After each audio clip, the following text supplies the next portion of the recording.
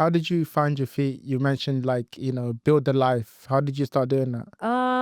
Well, I guess build to life is just like you just have to, I mean, going to university and just getting into a routine, right? You just naturally get into that. And then I think I just started getting better like a year later actually. So the Mm, first year was actually really tough for me. mm, I was really like unwell the first year. mm, But then after that, I went traveling for like I don't know what it is that made me feel better. It was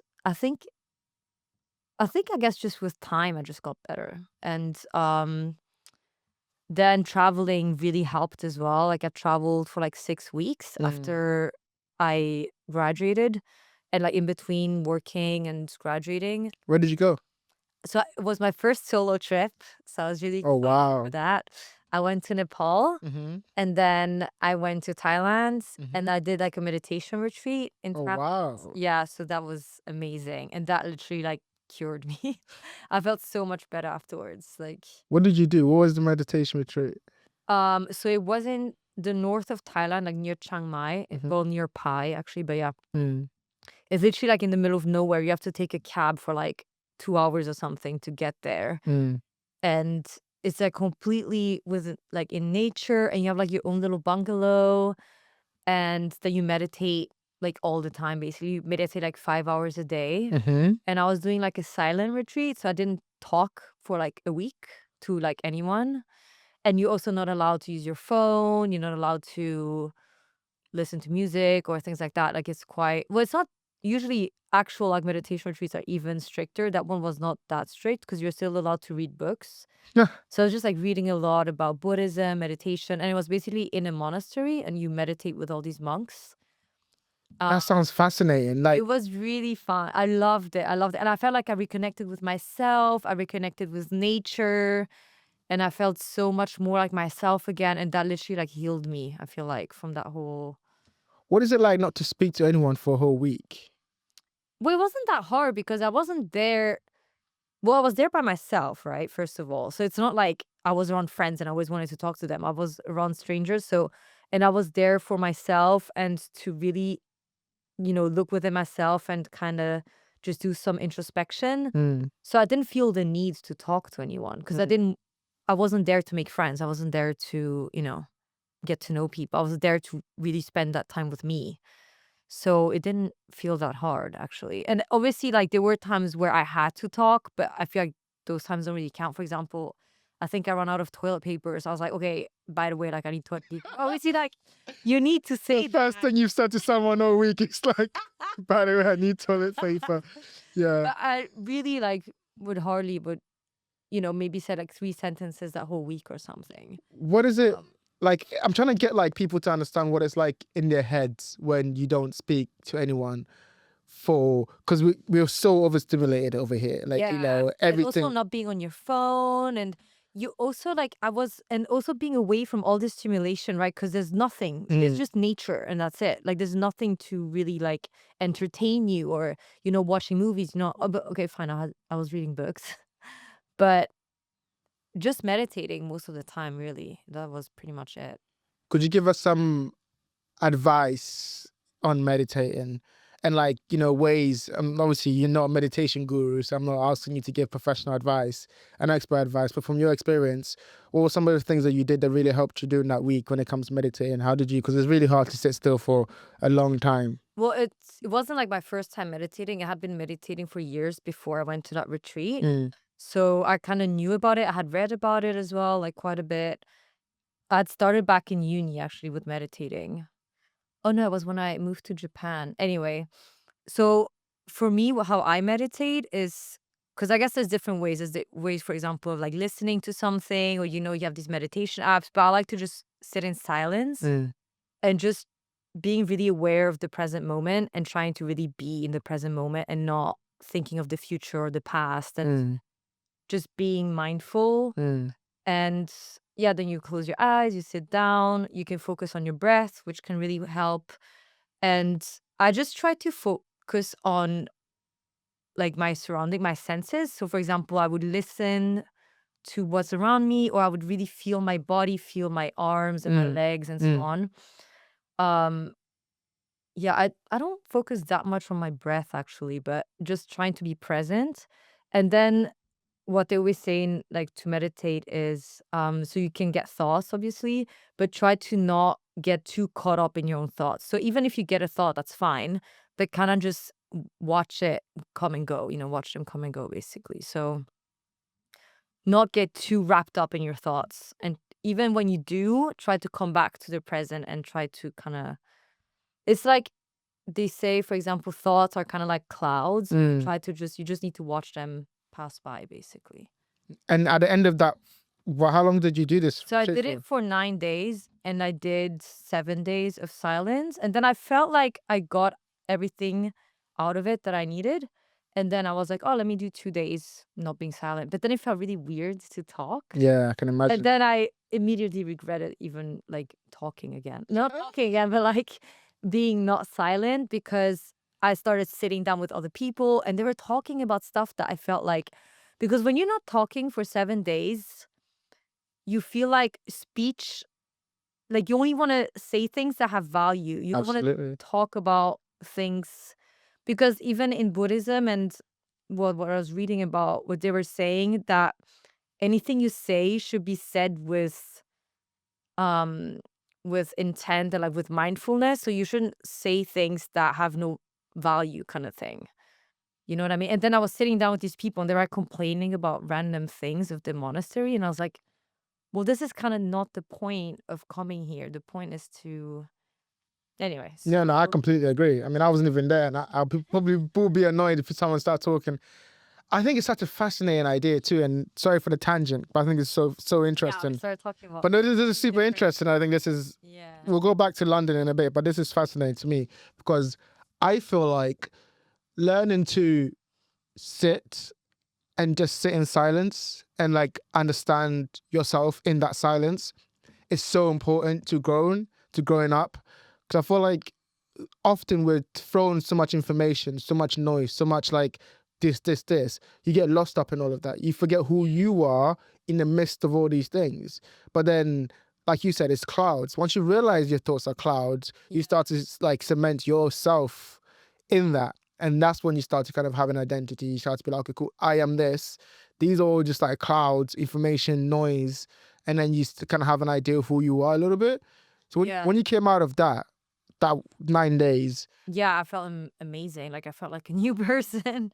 I was so it was so honestly, the experience was so crazy because like there were times when I was meditating, I would literally start crying because I felt such a deep inner peace that I hadn't felt since I was like born. I felt like I was I mean, it sounds so like, I don't know, but Reborn? I felt like, I hear yeah, that. like almost like this kind of peace, and it felt like I was being born or something. Like that's kind of how it felt. Yeah. So yeah, even just feeling this deep inner peace and then literally just being overwhelmed by just happiness, and you're just sitting there, you're not even doing anything, and just started crying from that. Which goes to show, right? We don't need all these distractions to find Yeah. joy. We don't Yeah. need, I think we get so lost up in trying to find distractions to kind of like keep us occupied, entertainment, keeping up with the Kardashians, Yeah. Love Island, a lot of these things. And like how beautiful are these things? And like you see these monks, we think, how could you do that for like that much time? But they finding connection of like their actual self. And I think that's what you felt. That's what you found there, Yeah, and it was just, I felt so confident within myself. Like had no doubts about what I was doing. For example, even now, I guess like, kind of came back to being my old self in a way. But I would think, oh, should I do this or should I do that? I don't know. Should I do this? Should I do that? Like I always have doubts, or I'm not sure about what I'm doing. Or for example, even, I want to start a business in Morocco, and I'm like, yeah, but is it gonna work? I don't know. But when I was in that retreat, I didn't have these kind of doubts. I knew exactly what to do, and I was very like confident, and that felt really liberating because I didn't have this fear, and I didn't have these doubts. And yeah, I just felt I felt so free because I felt like, oh, I can do anything. And yeah, I don't know, it was such a great feeling. And then just feeling really at peace. And then I remember after the retreat, we came back to Pai, which is like the closest town from the retreat.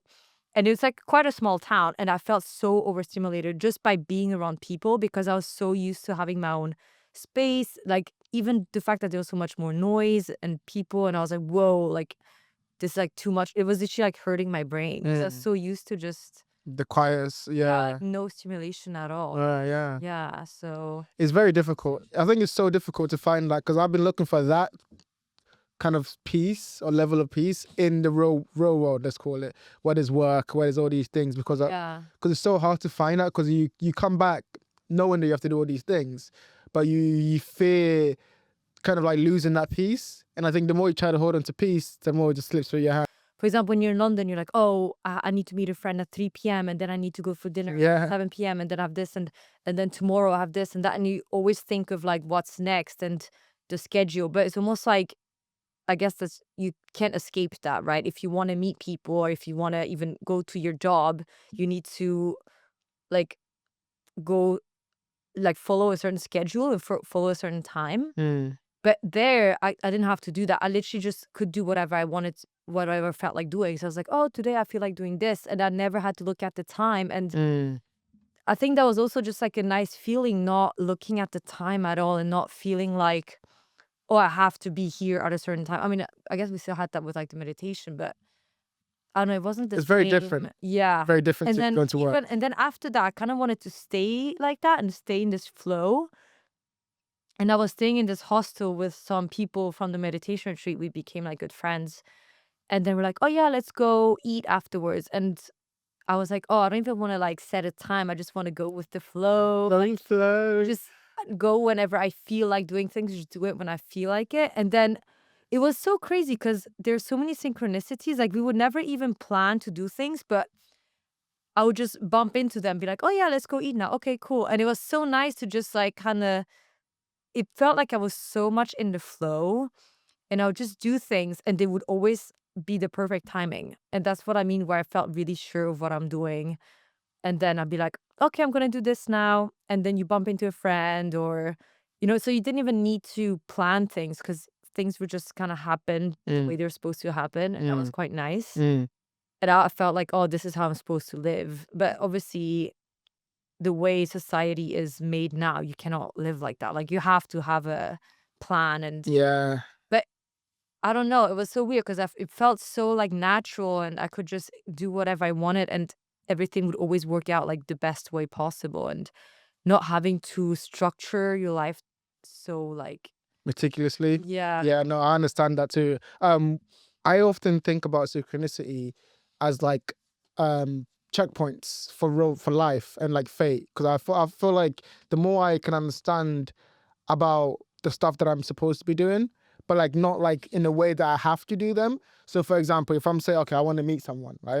And I go to this event, for example, how we met, right? Yeah. You come to the poetry open mic, we start talking. That's a synchronistic moment because there's no planning there. There's no like, Yeah. you know what I mean? Like there is no, okay, I'm going to do this and then this result will come from it. It's just in that moment, doing what feels natural to you. Yeah, and I feel like that's how we were as kids, right? Like kids operate like that. They don't have Absolutely. like, oh, at 3 p.m. and blah blah. No, they just do whatever they want, what they feel like they want to do, and they kind of, obviously the parents kind of always look after them, but I feel like that's how we're supposed to live as humans. But obviously, like with the way society is built, there's no way you can live like that now, except if you lived like, I don't know, in some tribe somewhere. Right, and then you could just be there. Okay, I want to come back to kind of a point where you made in one of the answers you gave before about the old self. You know, you were talking about how during this retreat you found that you were able to kind of become someone new, and then you kind of went back to your old self when you're back to London. That kind of tension. Yeah, between I wouldn't old say and like young. exactly my like I didn't get like depressed again after that. Mm. I think it was more like the meditation retreat was very intense. I was a very like high, and then I came back to like neutral kind of thing. Because I'm fascinated by this, right? I've been on this kind of journey of kind of trying to understand the different selves that we inhabit in different points of our lives, you know? Because when I was a kid, I loved football. And that was me. I was known as the football guy. Yeah. And everything I did was just football, play football all day. And then if you see me now, I don't play football as much. I'm doing poetry, I'm doing podcasts. Those two selves are like opposing in a sense. Some people would think, right? Friends that I know from childhood, they meet me now, like, I can't believe you're doing this. But like, life is linear. I was always going to be on this trajectory. Yeah. You know what I mean? Like, the path was always going to lead here because that's just how my path of life has gone. So it got me thinking about how we compartmentalize ourselves in our own heads as old self, new self, self at peace, self not at peace, but it's all one. What has your relationship been with like the different versions of yourself? Is basically my question.